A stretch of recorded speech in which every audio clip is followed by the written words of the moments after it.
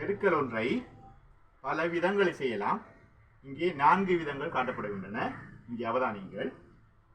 முதலாவது விதிவை பயன்படுத்தி 2 எண்களை பெருக்குவோம். 23ஐ 20 சக 3 என்றவாறும் 21ஐ 20 சக 1 என்றவாறும் எழுதலாம். பெருக்கிக் கொள்வோம். அடைப்பை நீக்குவோம். 20 20 400 சக 20 1 20 சக 3 20 60 3 1 3. அது கூட்டுவோமாக இருந்தால் 400 483. இது இன்னுமொரு முறையில் செய்வோம். கோடுகள் வரைவதன் மூலம் இதை நாங்கள் பெருக்குவோம். 23ஐ நிலைக்குத்தாக 2ஐ நிலைக்குத்து கோடாக 2ஆகவும் 3ஐ நிலைக்குத்து கோடு 3ஆகவும் வரைந்து கொள்வோம். 21ஐ 2ஐ கிடையாகவும் 2 கோடுகளாகவும் 1ஐ கிடையாக 1 கோடாகவும் வரைந்து கொள்வோம். இதற்குரிய விடையை எவ்வாறு பெற வேண்டும் என்றால் இங்கே அவதானியுங்கள். இதில் 3 புள்ளி பெறப்பட்டுள்ளது. இதில் 6 புள்ளி பெறப்பட்டுள்ளது.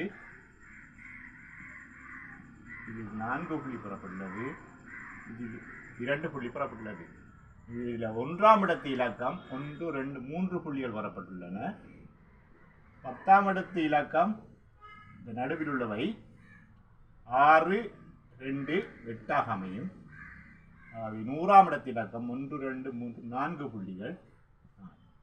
உடை 483ஆக அமையும். இன்னுமொரு முறையை அவதானியுங்கள். இந்த 23ஐ இப்படி பெட்டிகள் போடுவதன் மூலம் பெருக்கலாம். 23ஐ இங்கே 2 3 என்றவாறு பிரித்துக் கொள்கிறேன். 21ஐ 2 என்றவாறு பிரித்துக் கொள்கிறேன்.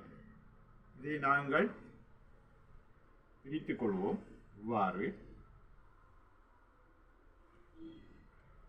இப்பொழுது 2ஆல் பெருக்குவோம். 3 6 2 4 3 3 2 2. விடை எவ்வாறு எழுதப்படும் சொன்னால் 3 1ஆம் இடத்து இலக்கம், நடுவில் வருபவை 6 2 8. இங்கே 100ஆம் இடத்து இலக்கம் 483ஆக அமையும். 4வது முறையாக அவதானியுங்கள். 23ஐ 2 3 என்றவாறு பிரித்துக் கொள்வோம். 21ஐ 2 1 என்றவாறு பிரித்துக் கொள்வோம். முதலில் 1ஆம் இடத்து இலக்கம் இதை பெருக்குவதனால் பெறப்படும் 3 3. 10ஆம் இடத்து இலக்கம் இதை பெருக்கி இவைகளை பெருக்கி கூட்டுதல் வேண்டும். 1 2 2 சக 3 6 6 2 8. 100ஆம் இடத்து இலக்கம் 2 2 4 என்றவாறு அமையும்.